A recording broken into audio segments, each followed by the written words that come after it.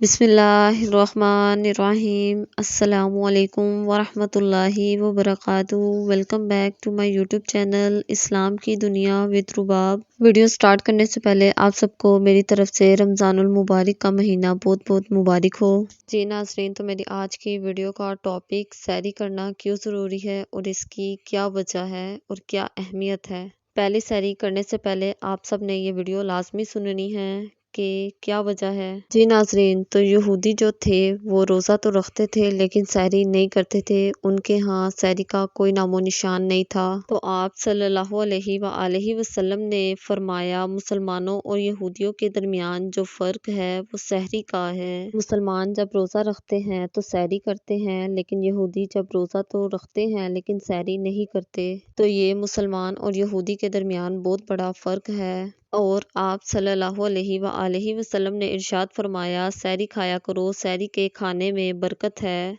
सुभान अल्लाह। इसके साथ साथ आप सल्लल्लाहु अलैहि वसल्लम ने फरमाया कि सैरी करना इबादत है। सुभान अल्लाह। अगर आप सब अपनी डेली रूटीन देखें तो उसमें हम क्या करते हैं कि हम सुबह 7 बजे उठ के, 9 बजे उठ के या 10-12 बजे उठ के जब भी हम उठे तो तब उस वक़्त हम नाश्ता करते हैं। लेकिन इस मुबारक महीने में हम लोग एक मुकर्ररा टाइम पर उठकर सैरी करते हैं।